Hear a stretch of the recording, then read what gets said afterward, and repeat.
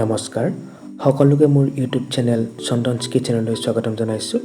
প্ৰিয় দৰ্শকসকল, আজি আমি বনাবলৈ লৈছোঁ নাৰিকলৰ এবিধ বিশেষ ব্যঞ্জন, ফ্ৰাই কৰা নাৰিকলৰ লাড়ু।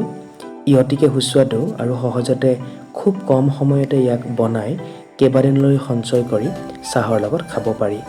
গতিকে আহকচোন আমি এই ভিডিঅ'টোত উপভোগ কৰোঁ কেনেকৈনো নাৰিকলৰ ফ্ৰাই লাড়ু বনায়।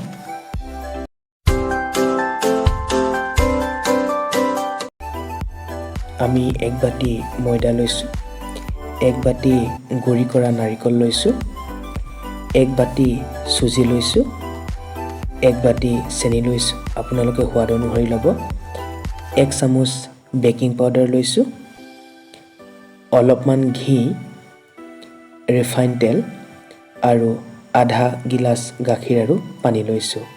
আহকচোন এতিয়া আমি ইয়াক প্ৰস্তুত কৰোঁ।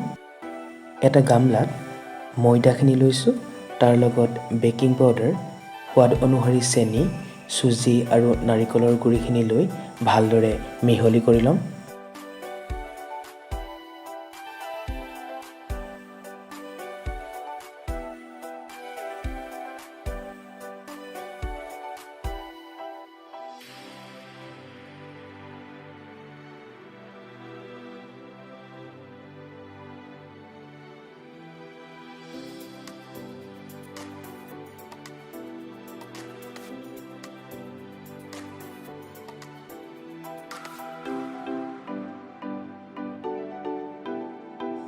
ইয়াৰ পাছত মিশ্ৰণটোত অলপ ঘি, ৰিফাইন তেল দি অলপ সনাৰ পাছত আমি গাখীৰখিনি দি এটা ছফ্ট ডো তৈয়াৰ কৰিম।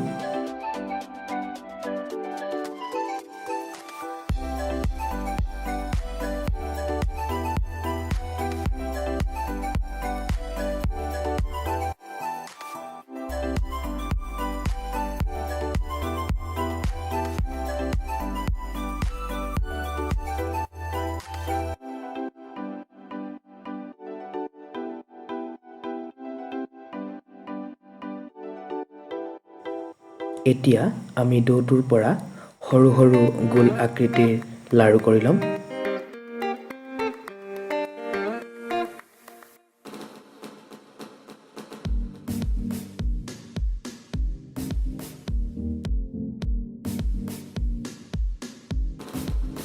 আমাৰ লাড়ু কৰা হৈ গৈছে। এইখিনি এতিয়া আমি ফ্ৰাই কৰিম। তাৰ বাবে কেৰাহীত অলপ ৰিফাইন তেল দি লৈছোঁ। তেলখিনি অলপ গৰম হোৱাৰ পাছত আমি ইয়াত লাড়ুকেইটা দি দিছোঁ। তেলখিনি সম্পূৰ্ণকৈ গৰম হোৱাৰ পাছত লাড়ুকেইটা দিলে ভিতৰৰ পৰা ই ভালদৰে নিসিজিব। এতিয়া আমি লাড়ুকেইটা ল' টু মিডিয়াম ফ্লেমত গল্ডেন ব্ৰাউন কালাৰৰ হোৱালৈকে ভাজিব লাগিব।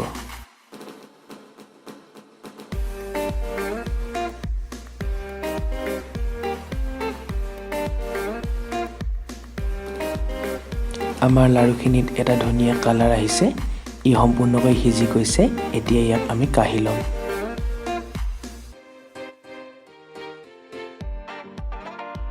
প্ৰিয় দৰ্শকসকল, আপোনালোকে দেখা পাইছে কিমান ধুনীয়া লাড়ু প্ৰস্তুত হৈছে।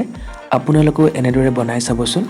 যদি আপোনালোকে এই ভিডিঅ'টো চাই ভাল পালে তেনেহ'লে লাইক কৰিব, কমেণ্ট কৰিব আৰু নতুন নতুন ৰেচিপিৰ ভিডিঅ' পাবৰ বাবে মোৰ চেনেলটো ছাবস্ক্ৰাইব কৰিব। ধন্যবাদ।